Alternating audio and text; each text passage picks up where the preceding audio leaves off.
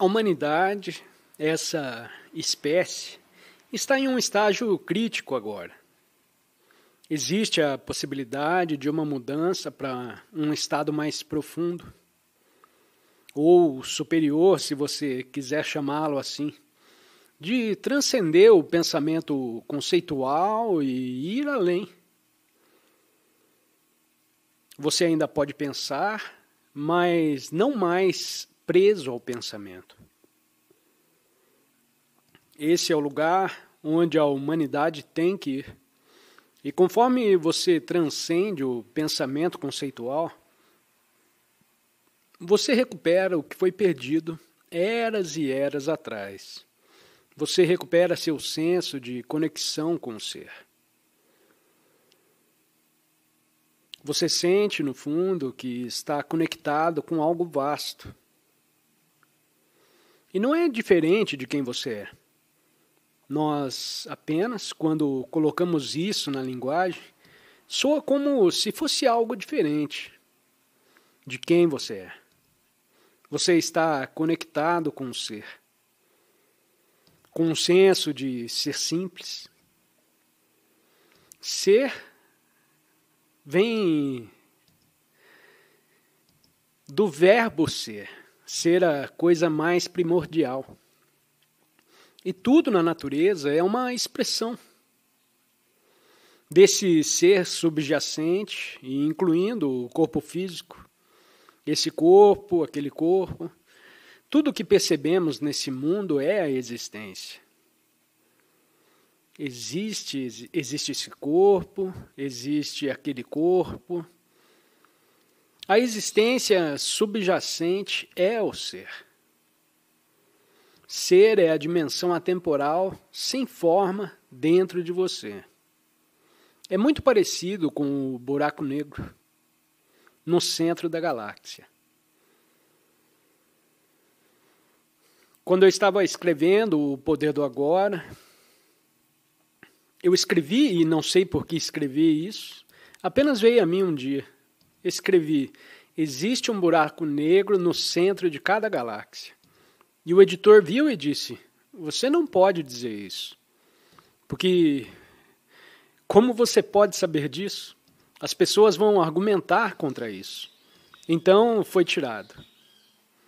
E alguns anos depois eu li um artigo de um cientista e disse que agora os cientistas acreditam que existe um buraco negro no centro de cada galáxia. Então, por que eu sabia disso? Eu sabia disso porque podia sentir o buraco negro dentro de mim. Essa vida espaçosa e sem forma, a origem.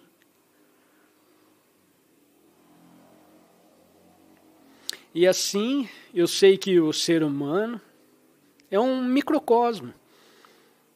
E você pode entender todo o universo, ou, na real, ao entender a si mesmo, você é apenas uma versão microscópica disso. Então é isso. Estamos recuperando por não estarmos mais perdidos na mente conceitualizadora. Recuperamos algo que foi perdido há muito, muito tempo. Muito parecido com o sol pródigo no Novo Testamento. Sua origem. Não é a origem. Você pode dizer que não é realmente sua origem no tempo. Não está dizendo, ok, minha origem foi há 6 bilhões de anos. Foi aí que comecei. Quando o Big Bang acontece, foi o meu começo. Isso é verdade, é claro. Esse foi o começo, mas não é tanto que a origem esteja em um passado distante, ou nem mesmo em um passado próximo. A origem é atemporal. A origem do seu ser ainda está lá. Esse nada primordial.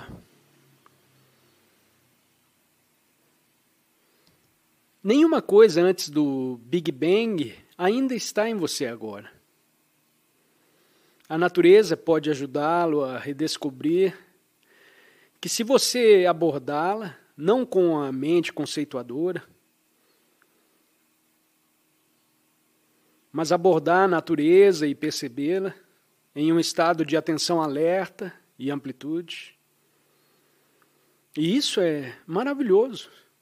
Maravilhoso porque poderíamos chamar de prática, mas depois não é mais uma prática porque se torna uma forma natural de ser. Primeiro na natureza e depois até no mundo feito pelo homem. Mas precisamos, antes de tudo, precisamos entrar no agora.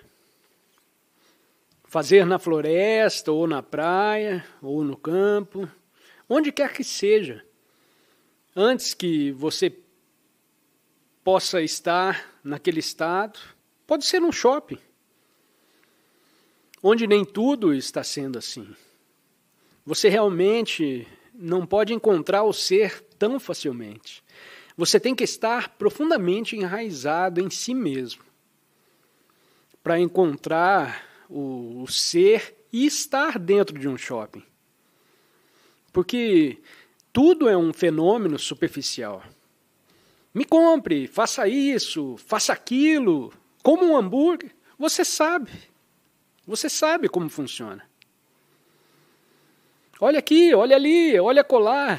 E depois de 20 minutos no shopping, você está totalmente exausto, porque toda a energia está fluindo dos seus olhos para os fenômenos. E a música, que está em segundo plano, não a música profunda da vida. E ainda assim, você pode caminhar na floresta por 3 horas, um som associado a ela. Seus sentidos estão alertas, não tensos. Não há tensão. Você não fica ali tenso, não, você fica apenas alerta. E você, nesse estado de alerta, é claro que não há mais pensamento. Porque se você estivesse pensando, não estaria alerta. O pensamento não está alerta. É um estado inferior. A prontidão é um estado superior ao pensamento. Uma consciência superior ao pensamento. Mas pelos bons pensamentos, o que significa pensamentos criativos, pensamentos originais, percepções originais, só podem surgir do estado de alerta. Você precisa ter o estado de alerta, e então, às vezes, o pensamento se torna frutífero. Original e criativo a partir disso.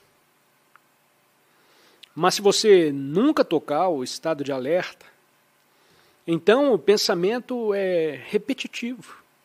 Velhos discos, CDs.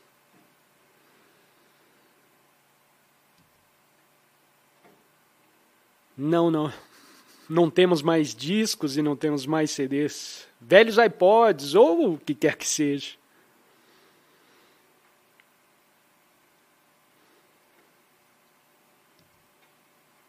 Então você tem que abordar a natureza com esse estado de alerta e atenção, como uma criança, como se você tivesse entrado ali pela primeira vez naquele lugar.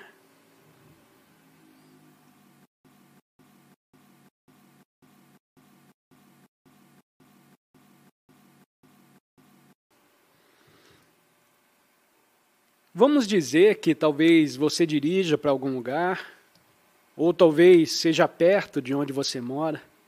Você sai do carro ou sai pela porta. Ou, para a maioria das pessoas, mesmo onde quer que você more, haverá algo natural quando você sair de casa em algum lugar. Mesmo se você mora no centro da cidade, pode haver uma pequena árvore em algum lugar. Não reconhecido pela maioria das pessoas. quase todo mundo passa por ela sem olhar. Porque tem coisas mais importantes em que pensar.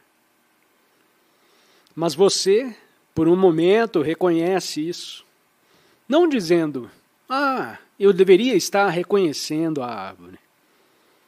Não, não. Você apenas reconhece, você dá uma atenção. E nesse momento você percebe pequenas coisas sobre a árvore que antes você nem notava. Como as folhas trêmulas pelo vento, ou como a luz brilha através dos galhos ou das folhas. Como a luz interage com a árvore. E você percebe todas essas coisas, sem precisar chamá-las de nada. É apenas uma observação. E isso é uma prática. Você pode praticar isso como uma escolha. Porque escolheu se relacionar com a natureza de uma maneira diferente. E quando você faz isso, a natureza lhe dá algo em troca.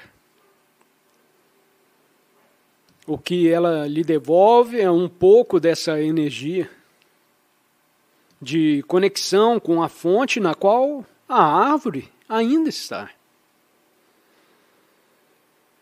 Essa energia volta para a árvore e devolve isso a você. Diz, como um pouco disso, eu tenho mais do que é suficiente. E você consegue. Então, isso ajuda você a sentir essa conexão. Mas você também está ajudando a árvore. Eu digo isso intuitivamente. A árvore não tem falado assim comigo. Talvez algumas árvores falem com algumas pessoas, mas não comigo. Eu não. Bem, o príncipe Charles disse anos atrás que ele falava com as plantas. E isso é uma coisa maravilhosa. Eu acho que ele, não só o que ele quis dizer, ele não só falou com as plantas, eu acho que ele quis dizer que ele dá a elas toda a sua atenção. E desde então os jornais zombam dele. Porque não entendem. É que a mente não quer entender isso. Então você está dando atenção, não só à árvore. Eu estou usando a árvore apenas como um exemplo.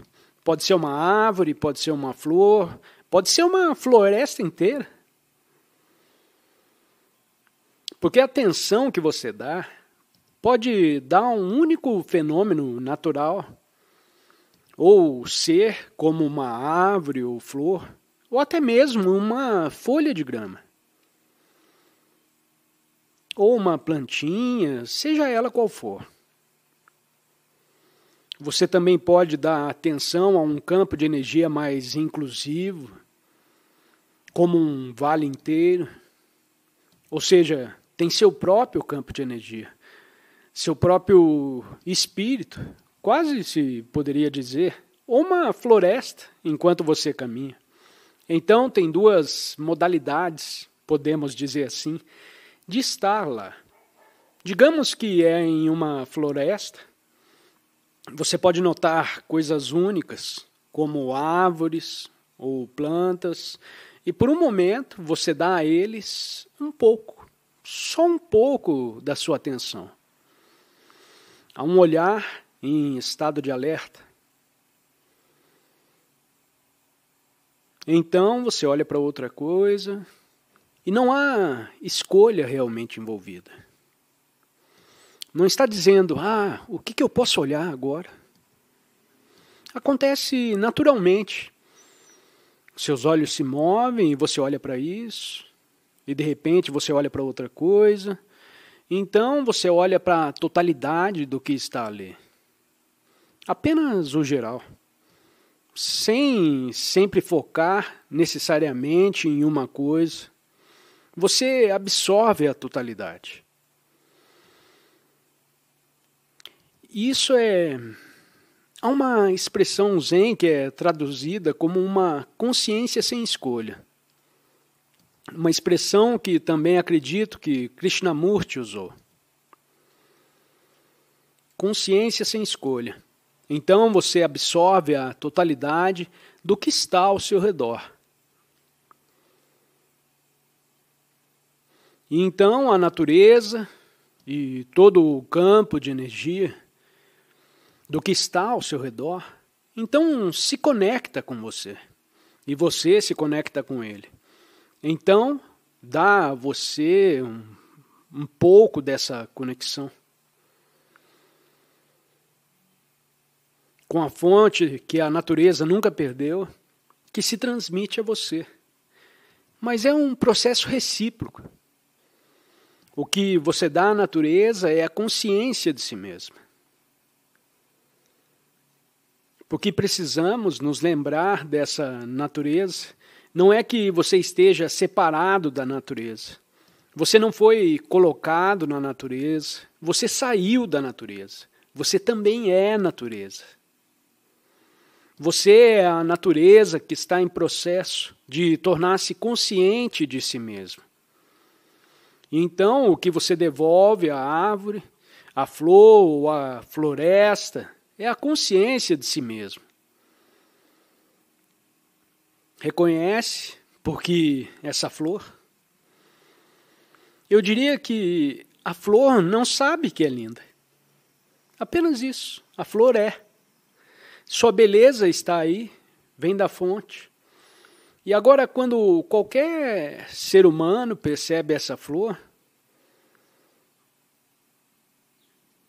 como um verdadeiro ato de percepção, sem conceituá-la ou julgá-la,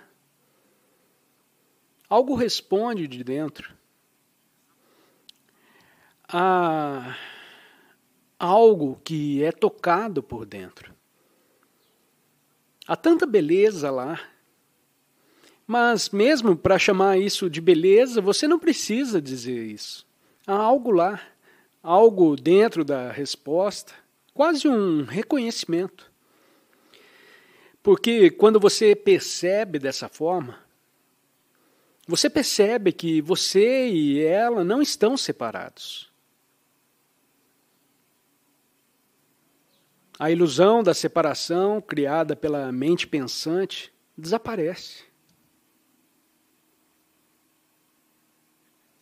E há uma sensação de unidade.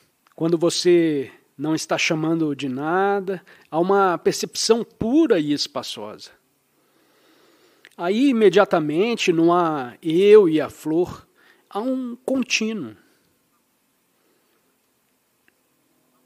A flor surge dentro do campo da consciência. É isso que vem disso.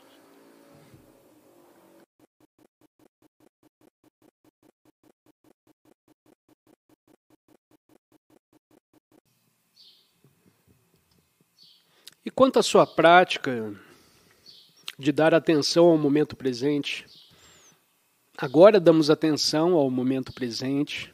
Você primeiro se torna consciente de tudo o que sente por dentro. Então precisa estar ciente de dentro e de fora. Isso faz parte do momento presente. Para que sua atenção não seja completamente absorvida por tudo o que você sente. Porque há também a vastidão do mundo exterior. E assim, presença, estar presente, significa estar presente dentro e fora, em ambos os mundos. Então você reconhece o que quer que sinta dentro de você nesse momento. Esteja também muito atento para ver se há algum pensamento associado a esse sentimento. Existem certos tipos de pensamentos que passam por sua cabeça, que refletem o que você sente? Por exemplo, se você se sente deprimido, você tem pensamentos que dizem que a vida, afinal, não vale a pena ser vivida. Ou quaisquer pensamentos que dizem que as pessoas são uma merda. a vida é uma merda, eu sou uma merda, eu não quero estar aqui.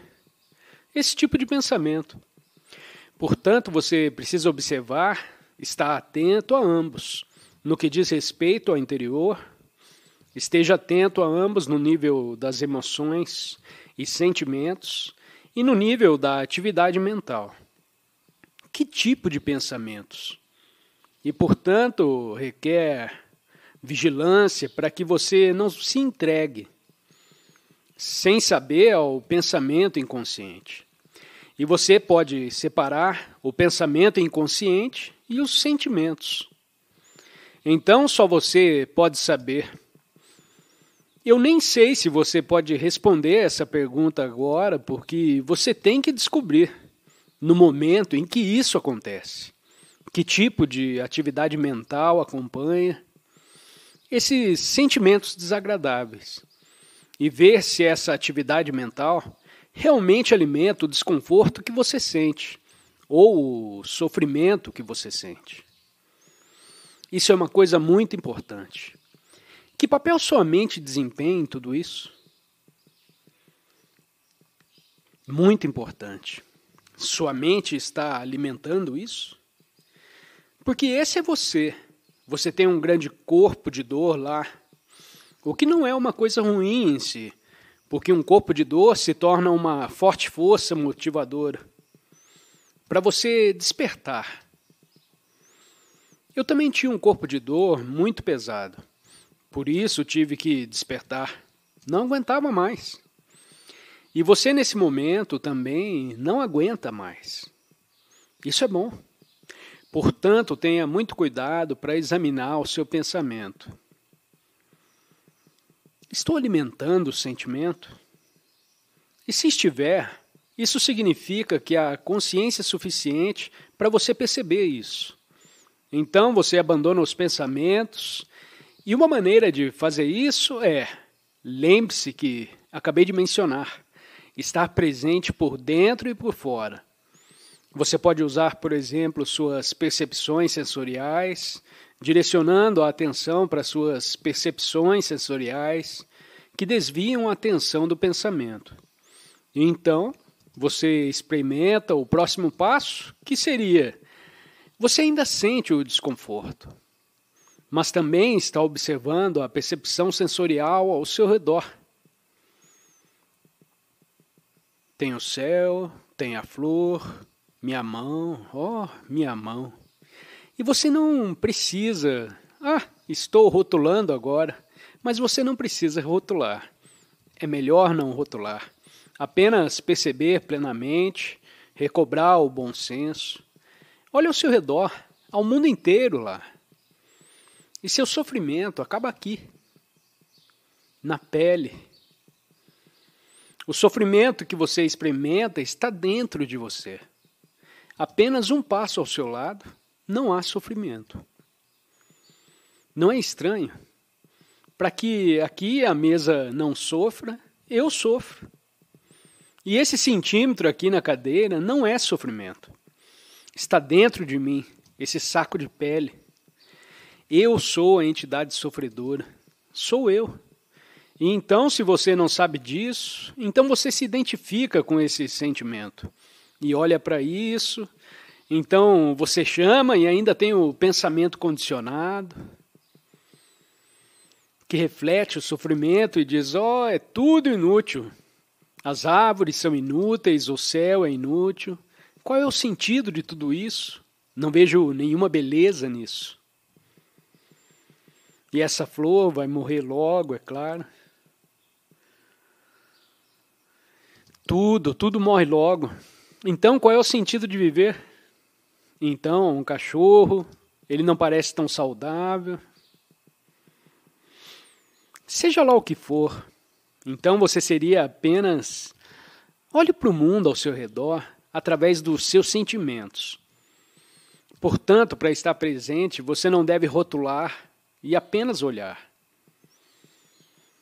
E absorver a percepção auditiva, visual, a respiração. Então, é claro, Se você der mais atenção ao seu redor, especialmente quando estiver na natureza, mas a natureza está em toda parte. Mesmo se você estiver no meio de Seattle, existe o céu.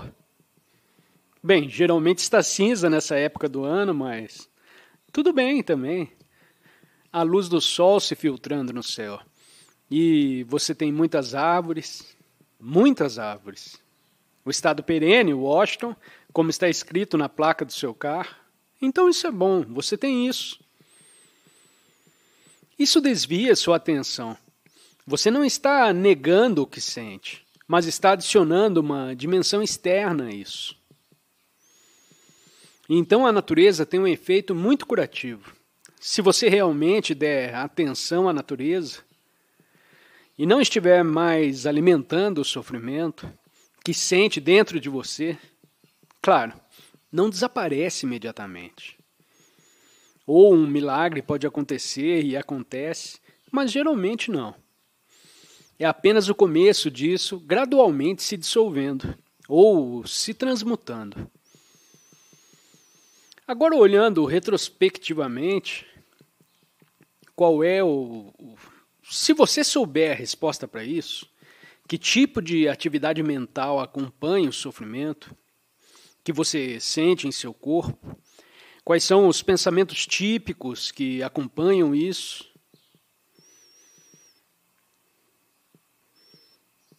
Acho que depende da situação.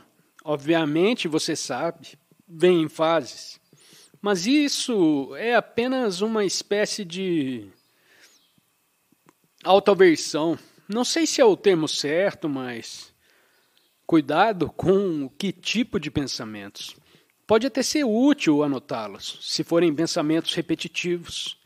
Veja que tipo de pensamentos repetitivos você pode captar. Porque eles podem ser rápidos, eles podem obscurecer sua consciência tão rapidamente, certo?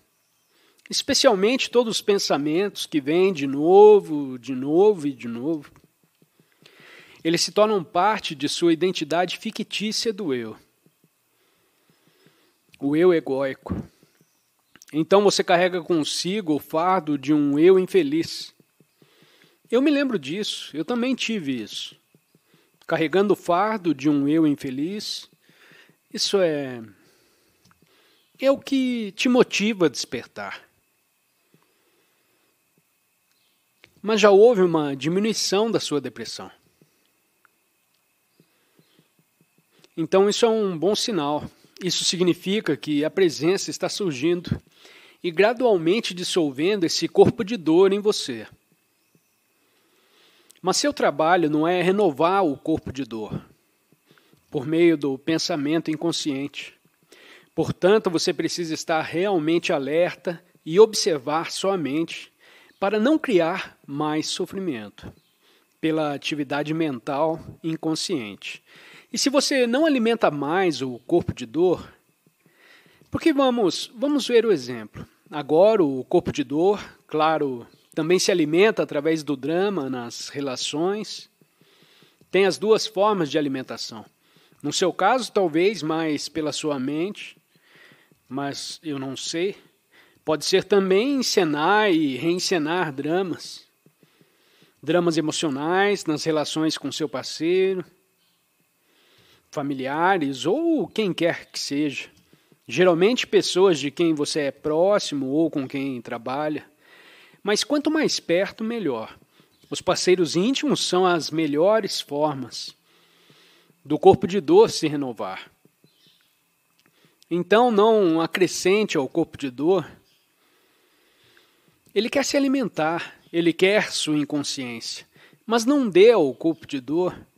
Você não está mais alimentando isso com sua mente.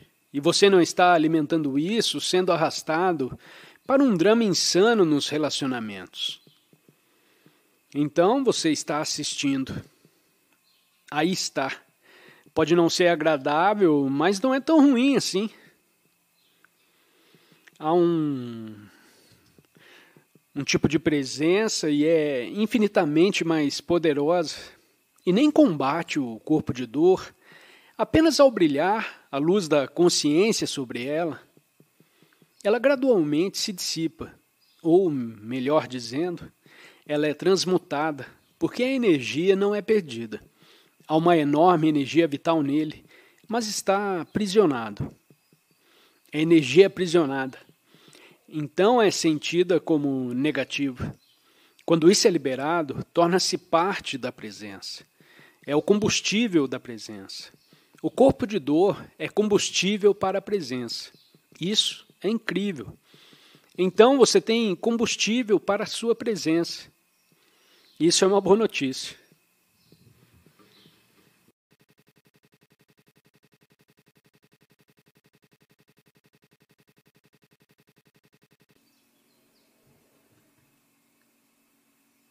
Qual é a essência da vida que você é?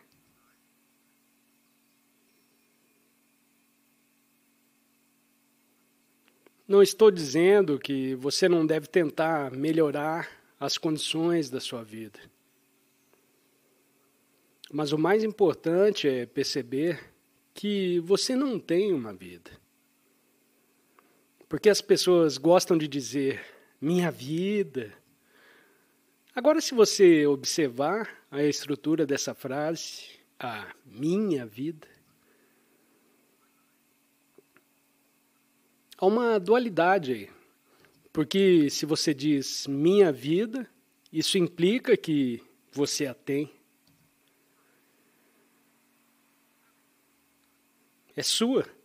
Portanto, implica duas coisas, uma dualidade.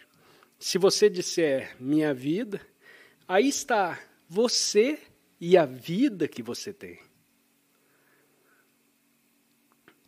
Me pertence, é meu.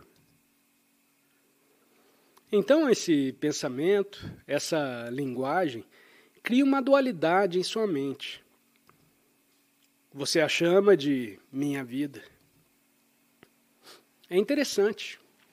Então, sou eu e eu tenho uma vida. E aí vem o medo. Se eu tiver uma vida, eu posso perdê-la.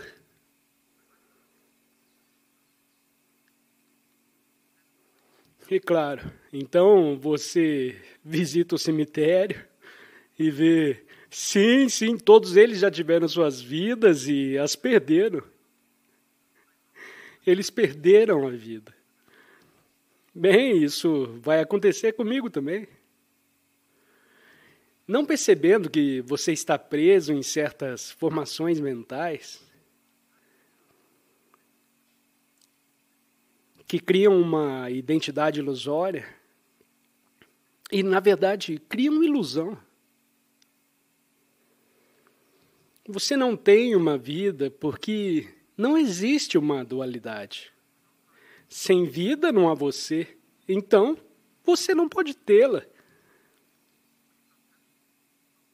Você é um com a vida. Não existe você e a vida. Você é vida. Você não tem a vida. Agora, se você é isso, você não pode perdê-lo, porque você é isso. Mas é claro que teremos que ver mais profundamente e que queremos dizer que quando digo que você é a vida, vamos por um momento ficar com isso.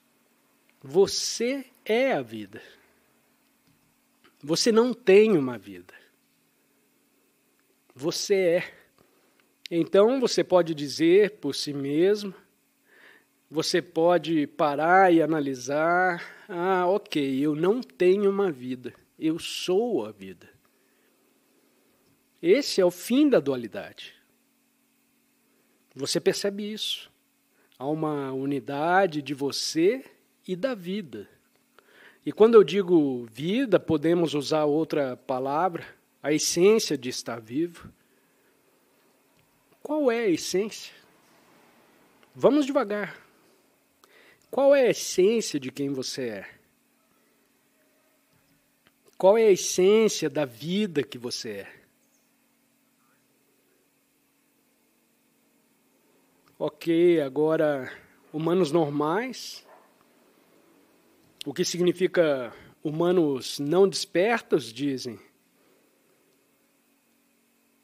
Bem, a essência da minha vida é minha. Seja o que for que eles se identifiquem nela. São minhas posses, o que eu tenho, o que eu sei, meu corpo, todas essas coisas com as quais me identifico, essa é a essência de quem eu sou. De onde deriva minha identidade. Pode ser o corpo físico, ou pode ser o meu carro, ou minha casa, ou meu trabalho, ou minha função na sociedade. Pode ser amigos que eu tenho, coisas que conquistei. Também pode ser que essas coisas também estejam na mente. Digamos que o seu senso de identidade, que é você se comparar com os outros o tempo todo, isso é o que você faz quando você está em sua mente. Você se compara aos outros. Digamos que seu corpo pareça melhor do que o corpo de outras pessoas por um tempo. Isso também passará, fique tranquilo. Mas por um tempo você pode entrar lá e então você se torna esse corpo. Você diz, esse é o meu corpo. Isso também é uma formação mental. Então não é tanto você se identificar com o corpo, você se identifica com o pensamento do meu corpo. É isso que você se identifica. Você não se identifica com sua Ferrari, se tiver uma. É o pensamento do meu carro que te torna superior aos outros, que só tem um carro pequeno. Ou o seu corpo te torna superior aos outros, que tem um corpo fraco. Então você pode se exibir por alguns anos, exibir seu corpo na praia, e se sentir bem consigo mesmo. E depois de um tempo, chega o dia em que você se olha no espelho e fala, uau, o que aconteceu? Algo de errado com o espelho. No passado, os espelhos que as pessoas faziam eram muito melhores do que os espelhos de agora. Então, por um tempo, você se identifica com isso ou aquilo. Isso é normal. Então, quando você pergunta qual é a essência de quem você é, a maioria das pessoas diria, bem, eu sou isso e é quem eu sou, isso é o que minha identidade é derivada, disso, disso e disso. E esse monte de coisas é quem eu sou. Nem sempre é positivo. Porque eu estava falando sobre ter um corpo que parece melhor do que o corpo de outras pessoas. Você pode ter um corpo que parece pior do que o corpo de outras pessoas. E isso também serve. Ou você procura outra coisa que lhe dê uma identidade, como se na verdade você fosse mais inteligente, por exemplo, do que todos esses vagabundos de praia estúpidos. Então você pode dizer, olhe para essas pessoas, mas você tem muito mais conhecimento e inteligência. Você pode menosprezá-las. Ou você pode ser mais espiritual. Então eu não posso comprar uma Ferrari e eu estou na minha bicicleta. E você diz, olha para essa pessoa materialista. Na Ferrari. Então você ainda pode, ou se isso não funcionar, você pode ver o quão injustamente você tem sido tratado pela vida. E muito mais miserável do que a maioria das pessoas. E você realmente foi vítima das circunstâncias. Você foi vítima de seu nascimento e de seus pais. Eles fizeram um péssimo trabalho com você. Talvez se seus pais tivessem sido mais conscientes, as coisas poderiam ter funcionado, mas eles não foram. Mas isso também lhe dá uma forte identidade conceitual. Portanto, se você não pode ter um positivo, os negativos podem ser tão fortes quanto, se não forem mais fortes. Você pode ter uma enorme identidade de vítima. É uma coisa favorita, às vezes, no coletivo. Certas coisas egóicas ficam na moda por um tempo. Hoje em dia, a identidade de vítima para certos grupos de pessoas está muito na moda. Então, as pessoas podem sentir. Sim, todos nós estamos sendo vítimas dessas pessoas. E claro, há alguma verdade nisso. Em alguns casos. Mas derivar uma identidade é uma ilusão. Derivar isso de um senso de identidade é uma grande ilusão. Isso não é quem você é. Isso é toda a minha vida. Isso é tudo. Então, se você não é todas essas coisas, quando eu pergunto, quem é você? Se eu fizer essa pergunta, não vá... Bom, vamos fazer isso por um momento. Não volte para o passado. Você pode sentir ou perceber quem você é sem a referência do passado em você?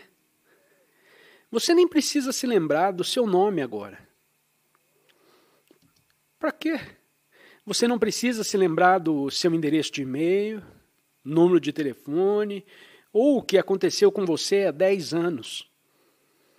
Não precisa se lembrar disso. Você ainda pode ter um sentido, sem referência à sua história pessoal. Você pode ter um sentido de existência ou presença.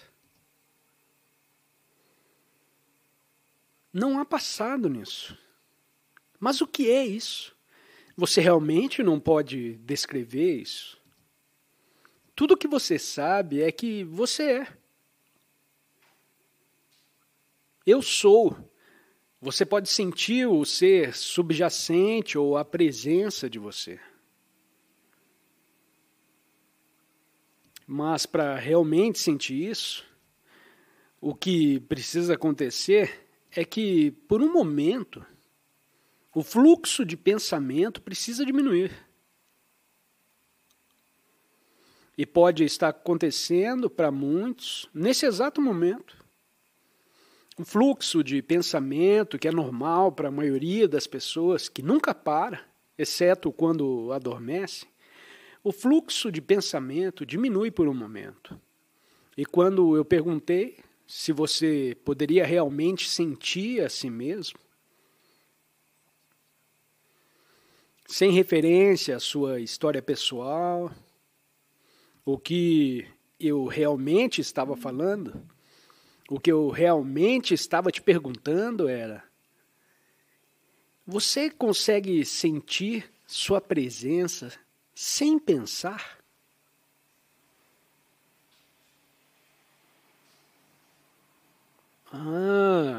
Há uma enorme revelação aqui.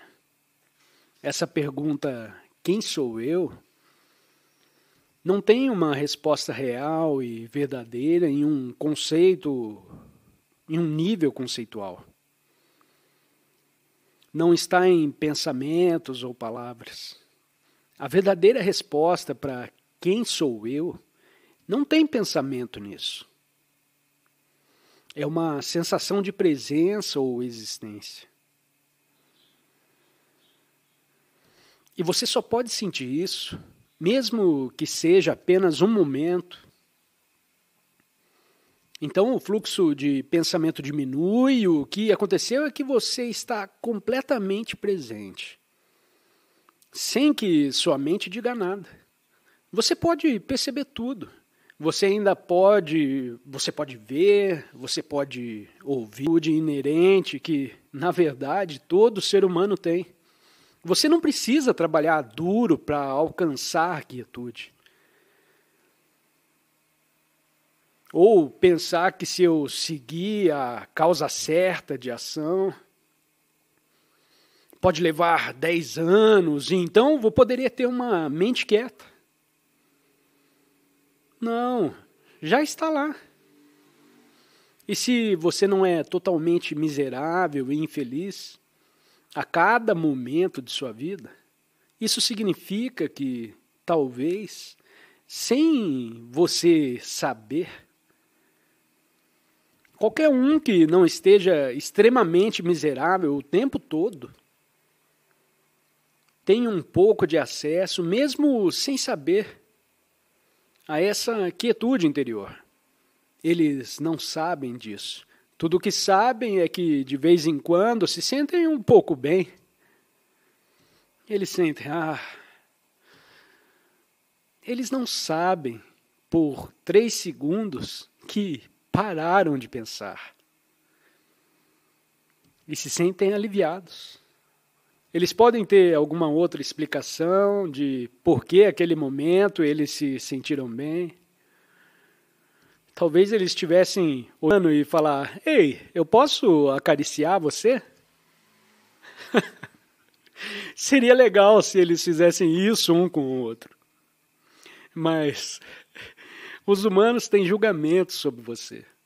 Então, sempre que você vai a um humano, você sabe que ele tem certos pensamentos sobre você. Portanto, o outro humano não pode te libertar de seus pensamentos. Mas o cachorro ou o gato podem,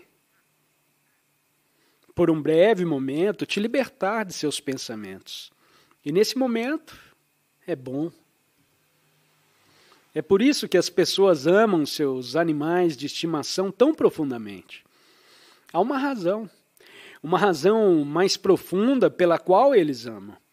Porque o animal de estimação os liberta um pouco de suas mentes. E há momentos em que você interage com o seu animal, em que há períodos, breves momentos de consciência impensada. 2 segundos, 3 segundos, mas é o suficiente para te manter em movimento. É o suficiente para que sua vida não se torne totalmente miserável. E então você pode ter outros momentos. Você pode ter momentos em que pratica alguma atividade física, você nada ou escala uma montanha. E depois há momentos em que a sua presença total é exigida pela atividade, de forma que não sobra para pensar energia nenhuma. E novamente, você se sente intensamente vivo. Isso foi tão bom. Por que foi tão bom? Bem, simplesmente eu adoro isso, é tão bom. Não sei porquê, mas é bom. Bem, é bom porque libertou você, por um momento, do fluxo incessante de pensamento. E houve algum grau de consciência ou presença surgindo. Mas você nem sabia disso.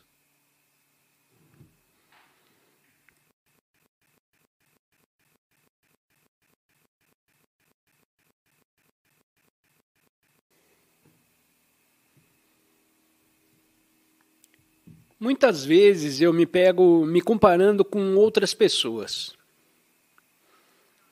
Principalmente minha aparência física em comparação com outras mulheres. E isso me deixa muito exausta, como você pode imaginar. Eu queria saber se você tem algum conselho prático para ajudar a dissolver isso. Ok, muito obrigado pela sua pergunta.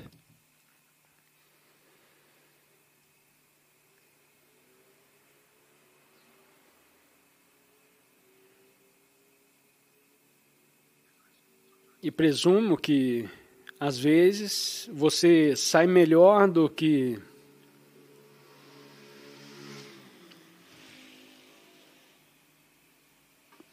algumas vezes você está bem e outras vezes você não está tão bem quanto agora, certo?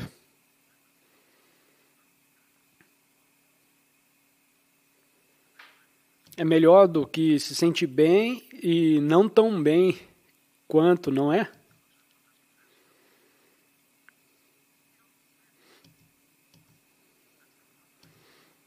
Esse é um bom ponto a ser alcançado, para se cansar de um padrão antigo como esse. Então você está pronta para deixar ir. Como o Curso em Milagres coloca, a comparação é um dos recursos favoritos do ego. Para manter o ego em movimento, ou ele se mantém em movimento, especialmente comparando, seja a comparação relacionada à aparência externa, ou comparando a outras coisas, avaliando outros em comparação com a forma, como em sua própria mente. Você se avalia. Pode ter a ver com conhecimento, educação, classe social, forças físicas, quantas posses de valor você tem. Por exemplo, ele vale tal e tal quantia de dólares e eu valho muito mais do que ele ou muito menos do que ele. Todos os tipos de coisas. Implícito nisso está um sentimento de desejo por parte do ego, de aumentar seu senso de valor.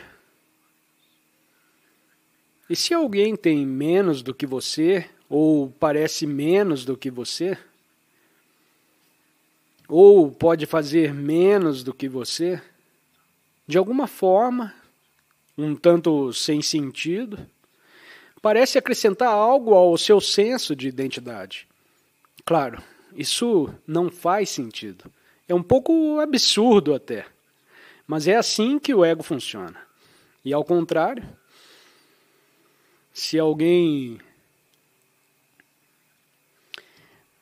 parece ao ego como se alguém tivesse acabado de alcançar algo, ou que você não alcançou, parece o ego como se algo de seu senso de identidade tivesse sido tirado. Então você fica murcho e não fica feliz. Se você está realmente preso ao ego, você não fica feliz. Quando algo de bom acontece a alguém próximo a você, porque parece ao ego como se tivesse te diminuindo, porque algo ou outra pessoa se tornou mais realçada, sua identidade aos olhos do ego. É tudo. Você pode ver quando você explica dessa maneira, para que possa realmente ver como funciona. Então você percebe que é absurdo sentir que agora é menos. Você se tornou menos porque alguém recebeu mais de alguma outra coisa? Ou pode fazer algo que você não pode fazer? Então você pode ver como esse senso de identidade é irreal. Você se sente diminuído porque algo bom aconteceu com alguém próximo a você e em alguns casos, se o ego for muito forte em você, sem qualquer traço de consciência, você não pode nem mesmo admitir para si mesmo que se sente mal. Quando algo de bom aconteceu a alguém próximo a você. Está lá como uma emoção irreal, não testemunhada. Então pode surgir quando você fala com essa pessoa, com o desejo de diminuir o que ela tem agora. E você não tem. E é totalmente inconsciente. Com você, você não está totalmente inconsciente. Já existe uma consciência em você que está ciente desse padrão. Se não houvesse consciência em você, você não estaria fazendo essa pergunta. Não estaria sentado aqui, estaria agindo de acordo com esse padrão. E da próxima vez que alguém na sua vizinhança acabasse de comprar um vestido novo, que parece absolutamente deslumbrante, você olharia para ele. Se você estivesse totalmente presa ao ego, você olharia para ele e algo dentro de você se contrairia. Mas vocês não saberiam disso, porque não haveria consciência suficiente para isso. Mas essa concentração, essa contração com um campo de energia, fluiria para sua mente. E então as palavras sairiam de sua boca, novamente inconscientes, para diminuir o valor daquele vestido.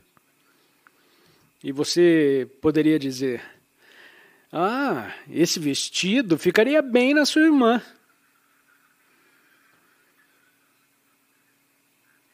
E a outra pessoa que talvez também esteja completamente identificada com o ego, de repente se sente profundamente magoada.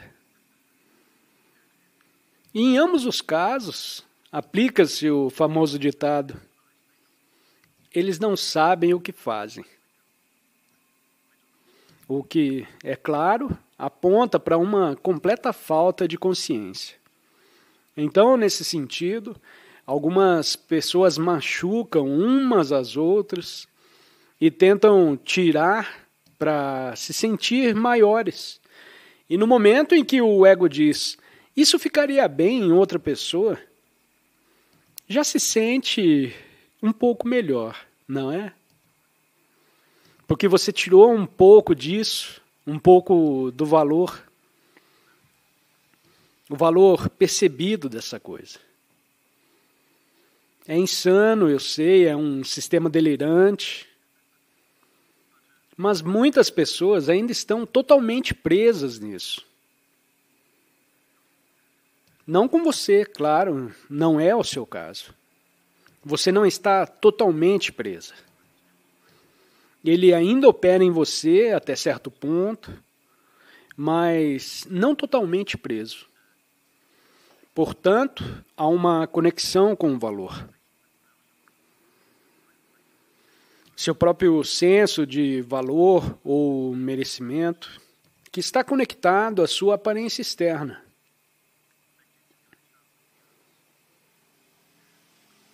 Pode estar conectado a outras coisas também. Pode estar... Sim, conectado a outras coisas. Portanto, há uma imagem em você de quem você é. É uma imagem superficial, da aparência superficial de seu corpo. E a solução, claro, é muito simples. É levar a sua atenção para além da superfície. Onde normalmente está a superfície do seu corpo, a superfície daquilo que está por cima do seu corpo, as roupas, levar a sua atenção mais profundamente para o campo de energia inerente ou a vivacidade, ou presença consciente que permeia quem você é. Todo o seu ser. Nada a ver com o externo, nada a ver com o formato do corpo, ou o que está em cima do corpo. E se você começar a ir para lá, para essa dimensão, levar a sua atenção para essa dimensão, onde você não é a forma externa, mas você sente a própria essência de quem você é. Você sente a vida que você está além. o que é fora da forma. Então você não precisa mais se identificar com a forma. Você não está mais ameaçado quando a forma de outra pessoa é aparentemente melhor que a sua. Isso não afeta mais o seu senso de identidade ou o seu senso de valor. Então, você está livre.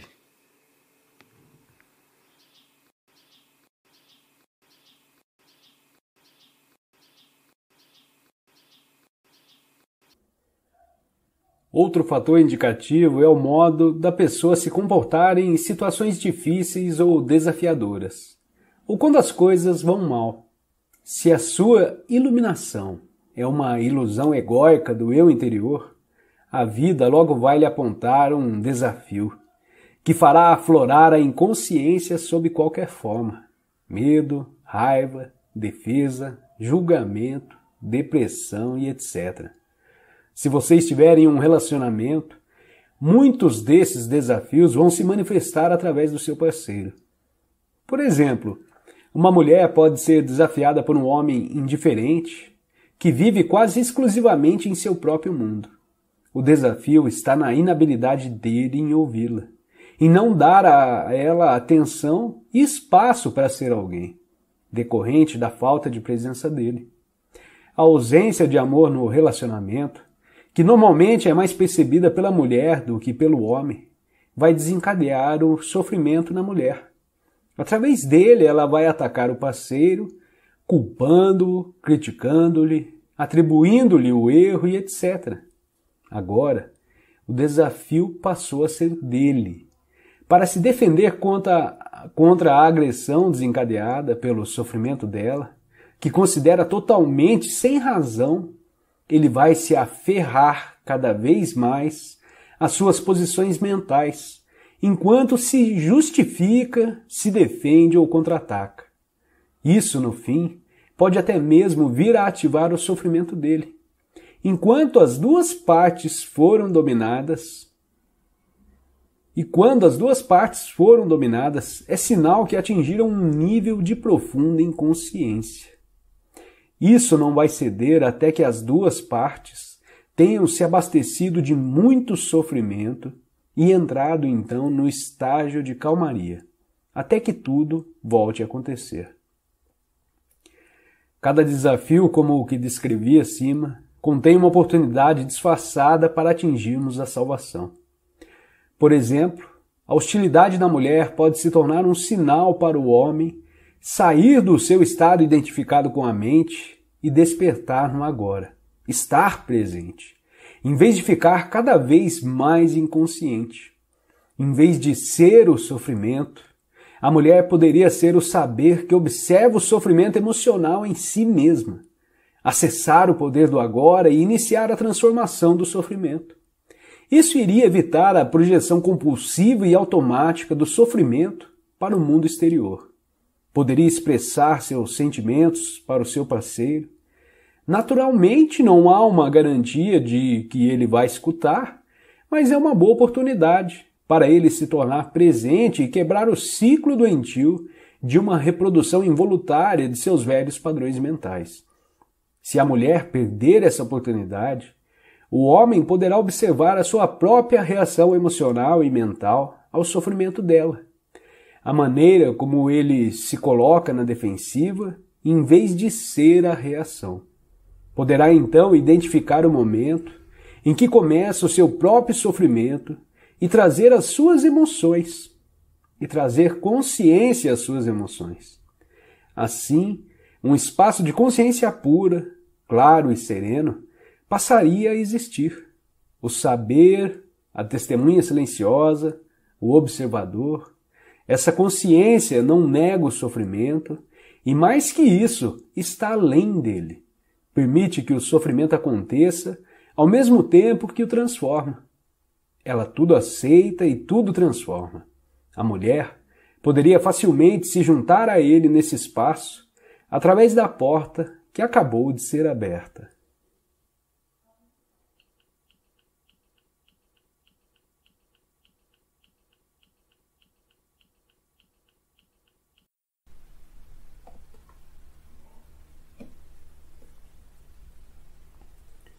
Vamos fazer uma experiência agora. Talvez ajude a fechar os olhos para este exercício.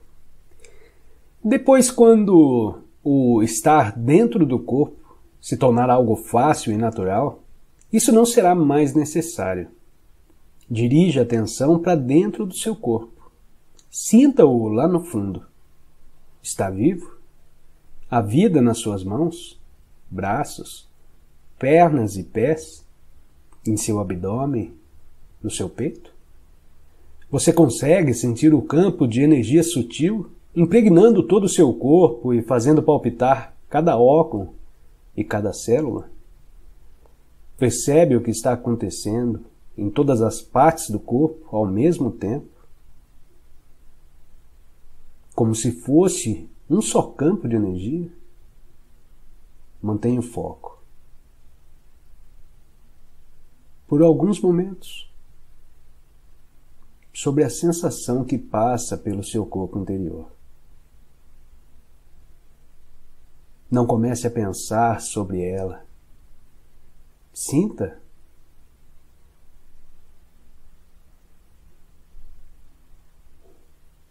Quanto mais atenção você der à sensação, mais clara e forte ela ficará.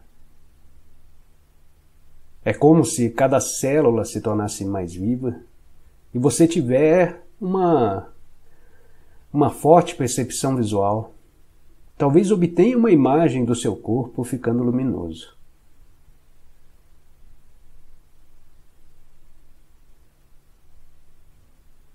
Vamos? Sinta. Preste mais atenção ao que você está sentindo do que a qualquer imagem que possa surgir. Uma imagem, não importa o quanto seja bela ou poderosa, já tem uma forma definida. E por isso, deixa menos espaço para penetrar mais fundo.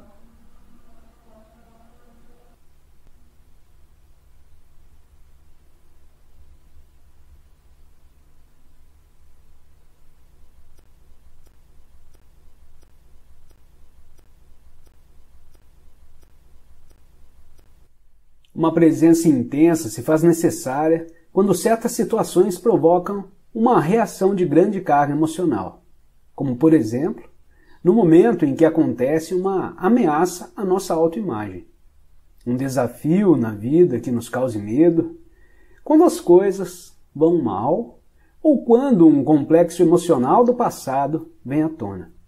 Nessas situações, tendemos a nos tornar inconscientes. A reação ou a emoção nos domina e passamos a ser ela. Passamos a agir como ela. Arranjamos uma justificativa, erramos, agredimos, defendemos. Só que não somos nós, e sim uma reação padronizada. A mente em seu estado habitual de sobrevivência. Identificar-se com a mente dá a ela mais energia. Enquanto observar a mente, retira sua energia. Identificar-se com a mente gera mais tempo. Enquanto observar a mente, revela a dimensão do tempo infinito. A energia retirada da mente se transforma em presença. No momento em que conseguimos sentir o que significa estar presente, fica muito mais fácil escolher simplesmente escapar da dimensão do tempo e entrar mais profundamente no agora. Isso não prejudica a nossa capacidade de usar o tempo, passado ou futuro, quando precisamos nos referir a ele em termos práticos. Nem prejudica a nossa capacidade de usar a mente. Na verdade, estar presente aumenta a capacidade. Quando você usar a mente de verdade, ela estará mais alerta, mais focalizada. O passado perpetua pela falta de presença. O que dá forma ao futuro é a qualidade da nossa percepção no momento presente. E o futuro, é claro, só pode ser vivenciado no presente. Se é a qualidade da nossa percepção neste momento que determina o futuro, Então, o que é que determina a qualidade de nossa consciência? O nosso grau de presença. Portanto, o único lugar onde pode ocorrer uma mudança verdadeira e onde o passado pode se dissolver é no agora. O desconforto, a ansiedade, a tensão, o estresse, a preocupação, todas essas formas de medo são causadas por excesso de futuro e pouca presença. A culpa, o arrependimento, o ressentimento, a injustiça, a tristeza, a amargura e todas as formas de incapacidade de perdão são causadas por excesso de passado e pouca presença. Não há salvação dentro do tempo. Você não pode se libertar no futuro e a presença é a chave para a liberdade. Portanto, você só pode ser livre agora. Você não pode estar infeliz e completamente presente no agora ao mesmo tempo. Caso apareça uma situação com a qual você precise lidar agora, a sua ação vai ser clara e objetiva. Se conseguir perceber o momento presente, tem muito mais chances de dar certo. Não será uma reação vinda do condicionamento da sua mente no passado, mas sim uma resposta intuitiva à situação. Em situações em que a mente teria reagido, você vai achar mais eficaz não fazer nada. Fique só centrado no agora.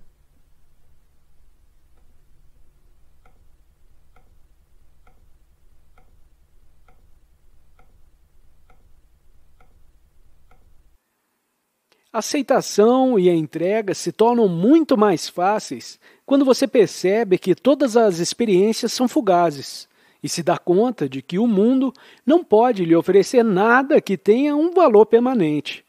Ao aceitar e se entregar, você continua a conhecer pessoas e a se envolver em experiências e atividades, mas sem os desejos e medos do eu autocentrado. Ou seja, você deixa de exigir que uma situação, uma pessoa, um lugar ou um fato o satisfaçam ou o façam feliz. A natureza passageira e imperfeita de tudo pode ser como é.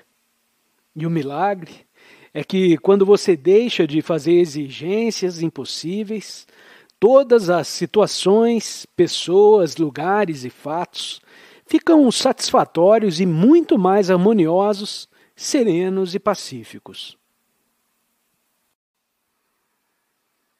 Quando você aceita totalmente o momento presente, quando deixa de discutir com o que é, a compulsão de pensar diminui e é substituída por uma calma atenta. Você fica plenamente consciente, mas sua mente não dá qualquer rótulo para esse momento. Quando você deixa de resistir internamente, se abre para a consciência livre de condicionamentos, que é infinitamente maior do que a mente humana. Essa vasta inteligência pode então se expressar através de você e ajudá-lo, tanto por dentro quanto por fora. É por isso que, ao parar de resistir internamente, você costuma achar que as coisas melhoraram. Você acha que estou lhe dizendo aproveite o momento e seja feliz? Não, estou dizendo para você aceitar esse momento tal como ele é, e isso já basta. Um diálogo. Aceite o que é. Não posso, eu me sinto irritado por causa disso. Então, aceite o que é. Aceitar que estou irritado? Aceitar que não consigo aceitar? Isso mesmo. Aceite a sua não aceitação. Entregue-se à sua não entrega. E veja o que acontece. Sofrer conscientemente, aceitando. Quando você sofre conscientemente, quando aceita a dor física, ela anula o ego, pois o ego é formado, sobretudo, por resistência. O mesmo ocorre com uma grande deficiência física. Oferecer o seu sofrimento a Deus é outra forma de fazer isso. Vá além do bem e do mal, procurando não classificar qualquer coisa de boa ou má. Quando controlamos o hábito de rotular e classificar, o poder do universo nos invade. Quando nos relacionamos com as experiências, procurando não reagir, o que antes chamaríamos de mal, muda rapidamente através do poder da própria vida. Observe o que acontece quando, em vez de classificar algo como mal, você o aceita e diz sim, deixando que a experiência seja tal como é. Qualquer que seja a sua situação, como é que você se sentiria se aceitasse como ela é, exatamente agora? Por que o amor não é correspondido? Por que surge a situação de um tráfego de mão única? Estou colocando meu coração dolorido diante de você. Por favor, opere.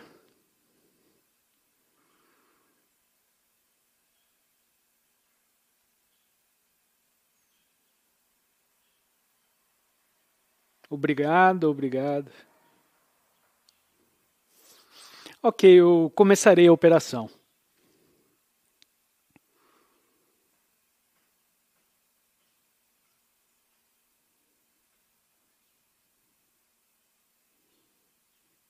Então, uma forma ama outra forma e não é correspondida. Por que é assim? E a grande dor que vem disso, para qualquer pessoa, é uma enorme dor.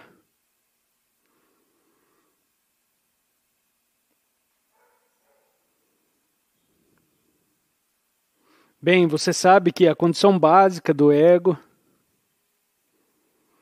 é um profundamente estabelecido senso de falta, de carência, de incompletude. Então, mediante estratégias, a mente tenta preencher essa falta que é quase continuamente sentida.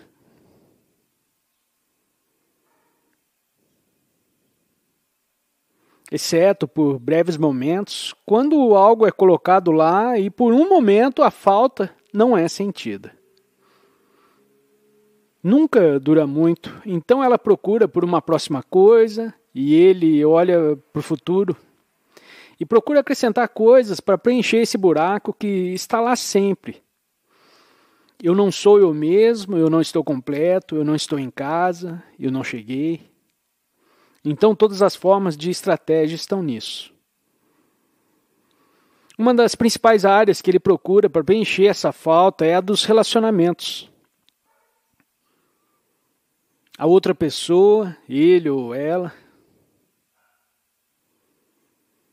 É então quando isso acontece, o inteiro foco do ego converge para uma outra pessoa.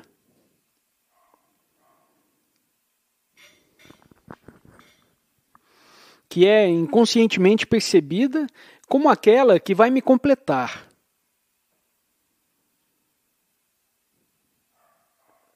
Me fazer um todo. Ele ou ela é o exclusivo. E uma obsessão acontece sobre aquela forma, sobre aquela pessoa.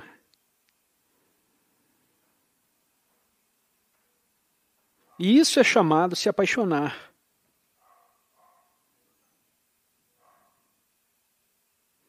E algumas vezes, quando você tem sorte, a outra pessoa sente o mesmo sobre você. Sente que você também vai completá-la. E sem dúvida isso é excelente. Ambos sentem que vão completar um ao outro. E então provavelmente você vai querer se casar, assina um contrato somente para ficar seguro. Que para o resto da sua vida você vai me completar. E você não vai me deixar. Porque se você quebrar esse contrato, poderá sofrer sérias consequências. Portanto, nem pense nisso. Então você se casa, e é aí que os filmes acabam e o diretor descorta. Mas a vida continua, e talvez mesmo durante a lua de mel,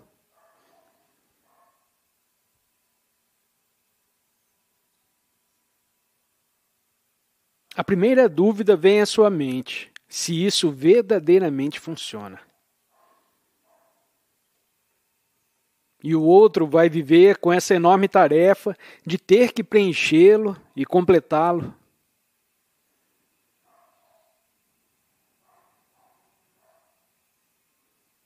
Então você começa sua existência comum, trabalho, família. E gradualmente isso parece não estar mais funcionando. O senso de falta volta e ele ou ela não está se comportando do modo que deveria para me fazer completo, para me fazer feliz. Você lê nos anúncios, não sei se você lê isso na Índia, procurando um homem ou uma mulher para me fazer feliz.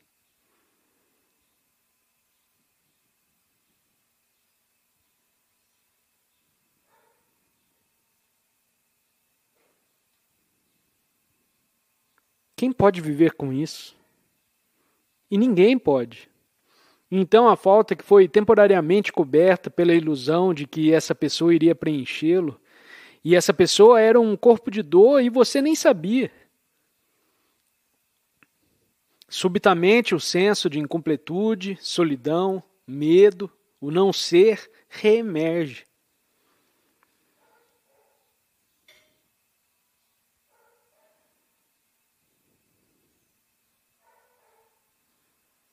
Mas pela sua mente você incorpora isso a outra pessoa e diz que ele ou ela é a causa do que eu sinto.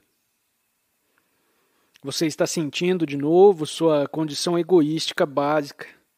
Você a sente mais forte agora porque por um pequeno tempo ela foi encoberta pela relação de amor. Então, gradualmente, o amor periodicamente se torna ódio. E cada vez que a pessoa não cumpre o que ela havia combinado, esse ódio aumenta.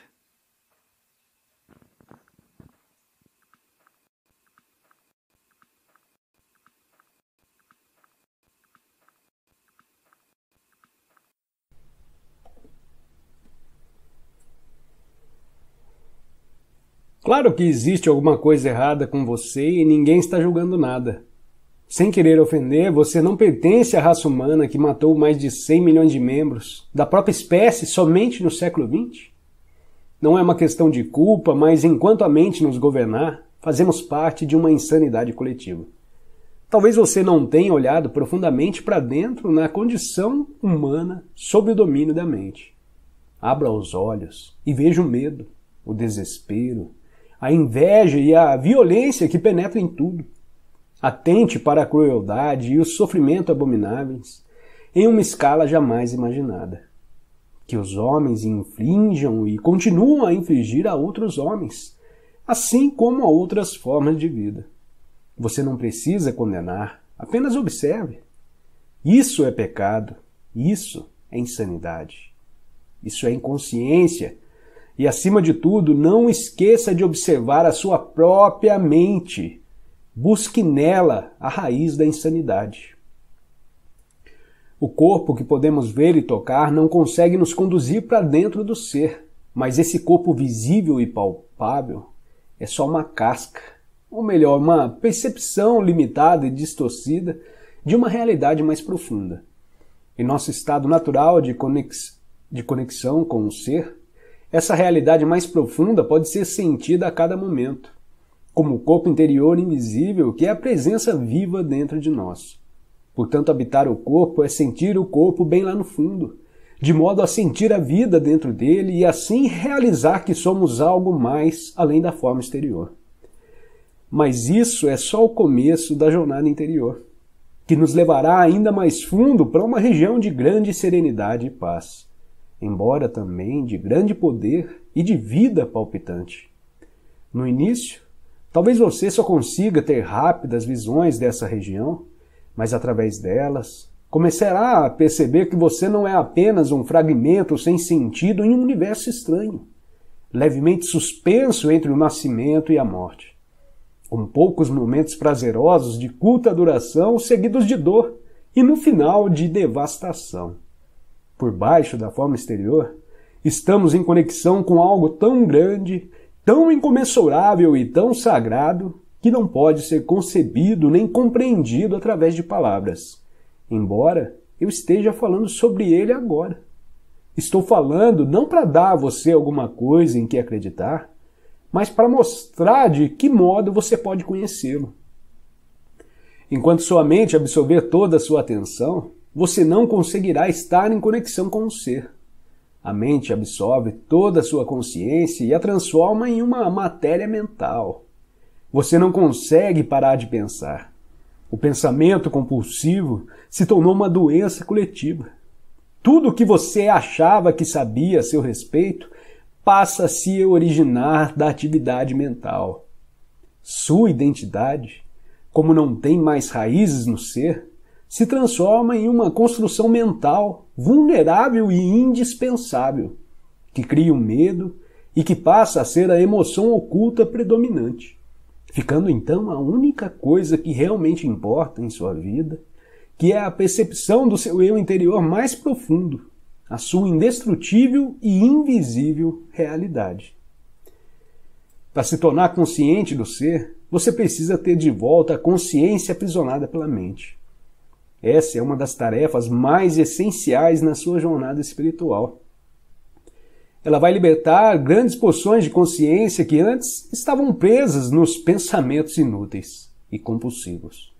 Uma forma eficaz de realizar essa tarefa é desviar o foco da atenção do pensamento e dirigi-lo para o interior do seu corpo, onde o ser pode ser percebido, numa primeira etapa, como o campo de energia invisível que dá vida àquilo que você entende como seu corpo físico.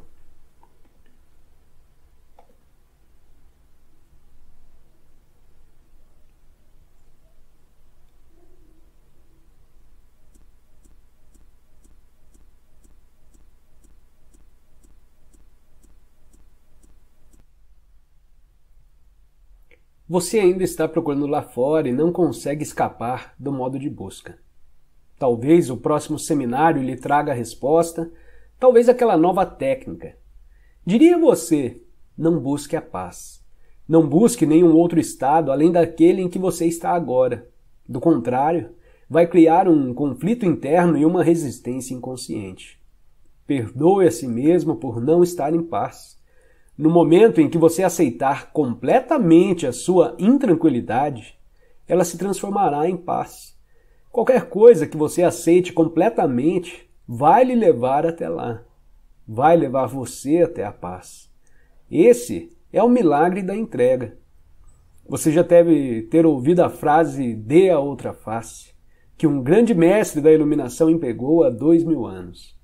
Ele estava tentando transmitir simbolicamente o segredo da não resistência e da não reação.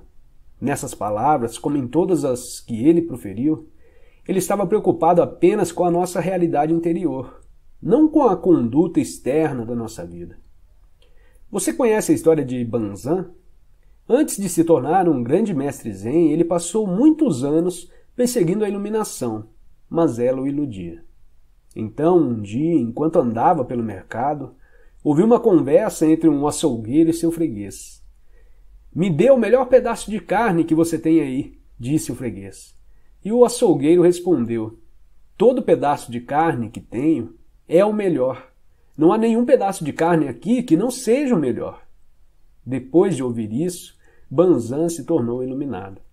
Posso ver você esperando alguma explicação. Quando aceitamos o que é, todo pedaço de carne, todo momento, é o melhor. E isso é a iluminação.